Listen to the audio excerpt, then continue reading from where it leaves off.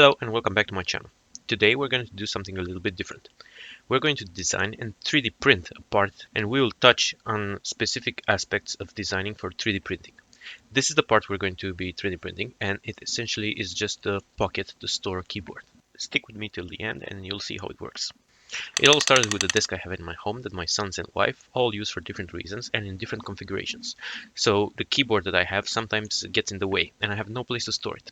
So a pocket on the side of the desk seemed like a reasonable place to put it. So naturally I began to think about how I would design such a pocket. At first I've measured the keyboard to get a sense of how big my part would need to be, and then I started doing some rough sketches of how I would like my part to look. It would also have to be stylish as well as perform its function. I didn't want to print it vertically, and I didn't want to fill it up with support material because that would have been really hard to remove and clean.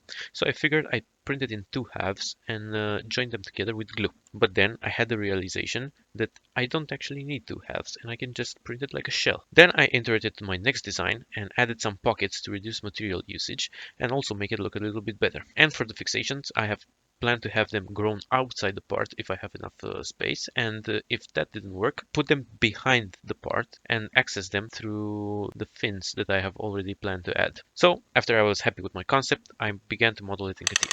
Usually when I model something that's supposed to work with an object that already exists, I try to have a rough sketch of the part that I already have. In this case, I'll just model a rectangle for the keyboard.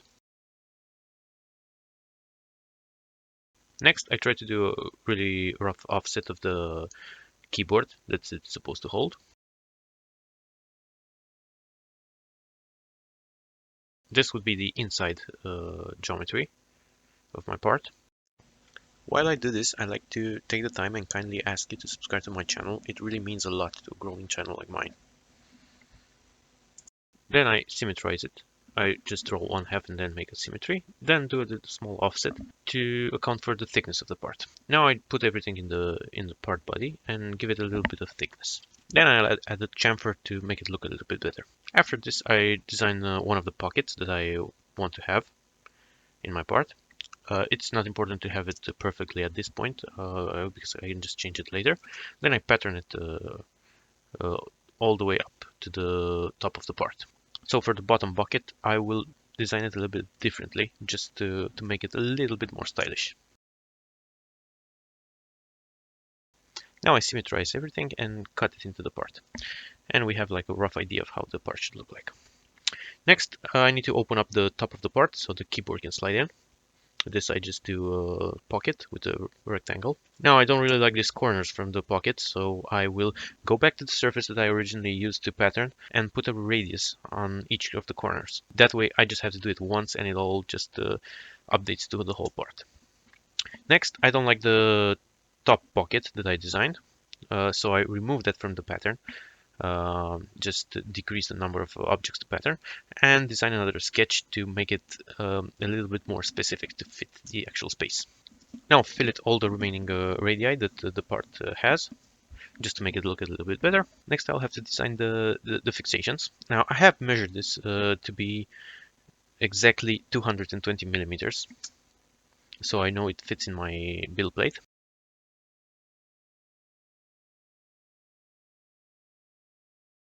What I do is just design one, symmetrize it to the other side.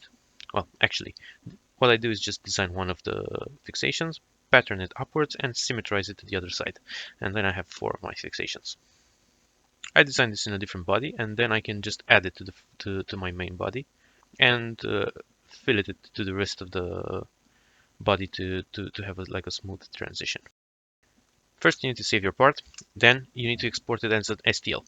Now, to note that in Catia, for the quality of the STL, it uses the visualization quality that you have.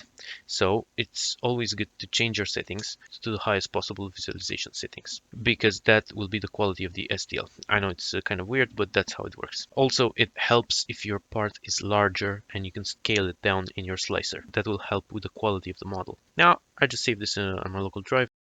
Make sure you delete the cut part extension here, otherwise it'll just create a cut part and not an actual STL file. Then drag and drop it to Cura. Cura is my slicer that I use. And surprise, surprise, what I notice is that it actually doesn't fit in my build plate. And why is that? Because normally it's my build plate is 220 millimeters, but it has some reserve space on the sides. So remember at first where we said I had two plans for the fixations? Well, it's time for plan B. I need to change the fixations, put them inside the part. I just modify the sketch and completely change it. Make sure I position the hole somewhere that it's accessible through the pockets. I then add a draft angle on these little tabs so that when the keyboard slides in, it doesn't hit them, it'll just slide on top of them.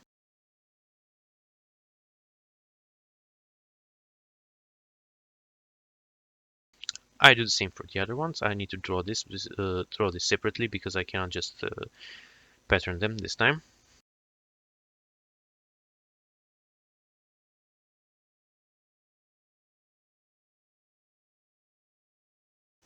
I make sure to add radii wherever possible, and for the hole, I make a countersunk hole so that the screw has a nice surface to rest on. It's not really that complicated to do this in Catia. You can honestly use any other CAD software. I just do it in Catia because that's what I've done in my channel before. And again, I join them to my main body and fillet them with radii. It's pretty standard stuff. Good. Now that I'm happy with how it looks, and normally it should fit in my build, I can just save it over my STL, and Cura will know that the file is different and will require me to update. After I update and do a little bit of repositioning, it fits in my build plate, and I can go ahead and click slice. And surprise, surprise, it takes 1 day and 5 hours. So I was a bit unhappy with the time it took, so I did a little changes to the infill. I changed it from 30 to 22%, so I click slice again and see that now it's 22 hours. So it's a little bit better. And I also added some pockets to the sides so it doesn't waste any material. You can click preview to see how the layer looks like. There's not much you can do here. And when you're happy with this, you can start to print it. I have to manually level my print bend, so I use the old paper sheet method, and afterwards I'm all set to begin. Now, a bit of a disclaimer here, I did try to do a time-lapse video of the print, but as it turns out I don't have the right equipment, and my print failed halfway, so I ended up just taking pictures on my phone.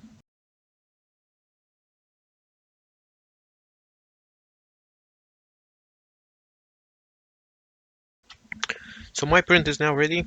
I do have a little defect here and here, a little bit of stringing, but that's totally normal and to be expected. Now I just have to pry it from the table, which is gonna be a little hard. Make sure you disable the stepper before moving your bed. Okay, so it looks like it rips with the paper I had stick to the table, but I'm pretty happy with the print, even though I have some defects on it. That's very easy to clean. After this, I just give it a quick coat of paint and I'm ready to attach it to my desk and see if it actually works. So I quickly measure the position and mark it with a pencil. Then I fix it with 4 screws and it's ready to be tested.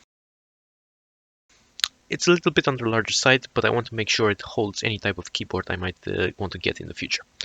Now, if you're wondering why would someone go through all this trouble just to move a keyboard out of the way, please find out and let me know in the comment section. I too would like to know what's wrong with me. And that's been it for today. Thanks for watching and don't forget to leave a like and subscribe to my channel. Until next time.